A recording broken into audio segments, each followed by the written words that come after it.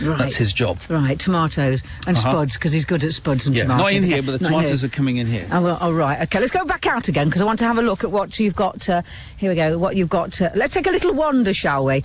Up the little pathway in between, and talk me through what you've got here, then. Well, these strips of earth, as you call them, are actually called beds. They're these individual beds. Yeah, all right, all right. I'm a novice as well. Go on. Here we have some early crop potatoes, and we're going to be growing potatoes in this, but so there'll be some late crops as well as some early crops. Yeah, OK. These are cabbages that we grew from about October, November last year. Yeah, they're sprouting well. And some white sprouting broccoli and some purple sprouting broccoli. Yeah, got any curly kale?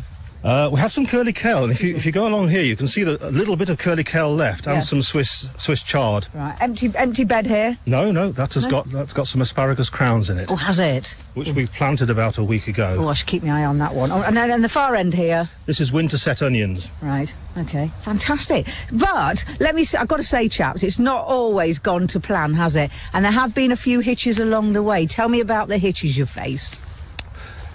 Well, it is a bit like a war zone here, Julie. We get a lot of pigeons, we get a lot of mice, slugs were a disaster last year. We had a lot of vegetables eaten by slugs.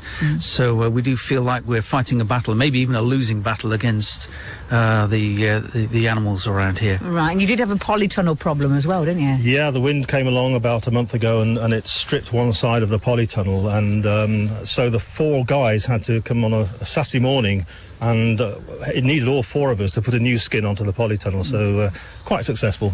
Well, you look professional enough. You look like you sort of, got the job in hand. You've got your trendy wellies on as well. Thought I was the only one with trendy wellies. Striped trendy wellies there in purple, green and brown. Now, what about advice? Because it's all well and good saying, well, yeah, I know, let's have an allotment, let's get together and grow our own. But it's more difficult than that, isn't it? It is, but I can say that there are a lot of allotment holders with plots close to ours that are very experienced.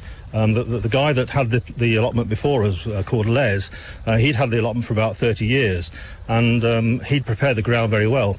But there's Ron next door, and there's Martin over there, and there's Tony over here, and there's people next door that we get on very well with, and there's a lot of advice to be given. Oh, that's good.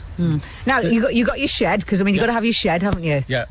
At the moment, it doesn't have any beer in it, but, once we get the solar panel on the top, we'll be able to put a fridge in. Beer? You can tell the women aren't here. I want a shed, Julie. Where's the coffee cups and the tea and the biscuits? Oh, that's coming. That's, yes, they're bringing that. Yeah. You want a shed, Tony? I want a shed. Yeah, but I know what you do in that shed. Do you? Yes, I do. What would I do? Yeah, you do things that you don't want me to see. What are you talking about? Yes, you would. It'd become your little sort of hidey hole, wouldn't it? Get out of it. Yes, it would. Geoff, do us men need a hidey hole to escape the lasses? Yes. I rest my case. No, I want an allotment, Tone. I'm really getting into this allotment sort of stuff. Yeah? Yeah, What do you want to grow then, kid? Huh? What do you want to grow? I want to grow...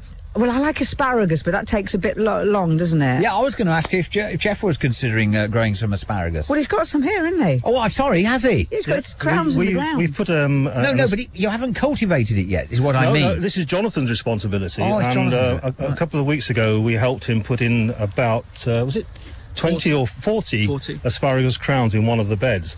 And but it does take 2 or 3 years before you're able to harvest those to eat. And don't you need special ground conditions to cultivate that?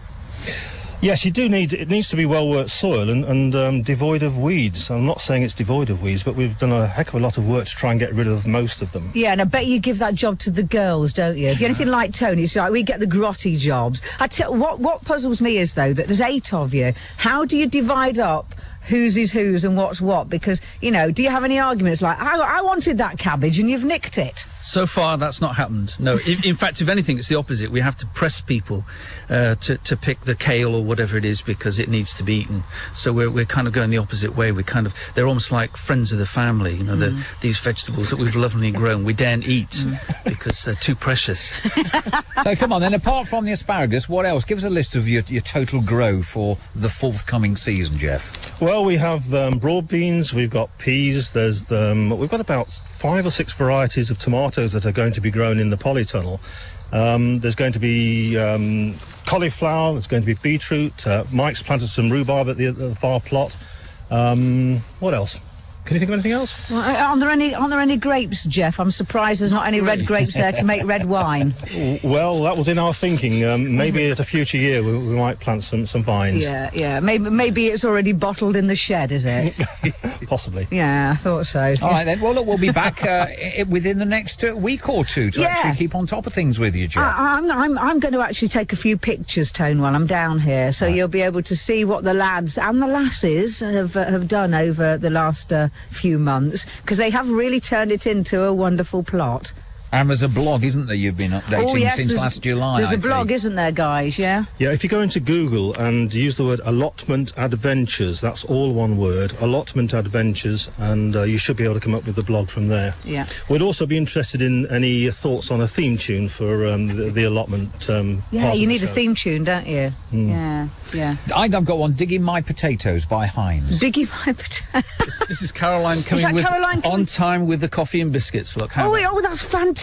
Coffee and biscuits are arriving. It's all right for some, isn't it? Yeah, well, you see, that's what you've got to have the ladies for, isn't it? Making your tea while you're hard grafting at work. All right, well, stay with us. And Geoff and the team there are down on the allotment. You can keep tabs on what they're doing as well by checking out their blog by going to our website. As Julie says, you'll see pictures. Back to work for me now, Tone. You'll see pictures. I've got to start digging. Slip of the tongue there. We'll leave it there, shall we? Thank you, Julie there. You can check out the pictures and get the updates on the website. Our website, that is, by going to bbc.co.uk/Leicester. Sorry, I'm sorry. Sorry about that, fellas. Oh, God. No, stop. Dogging on an allotment. Now. There's the first.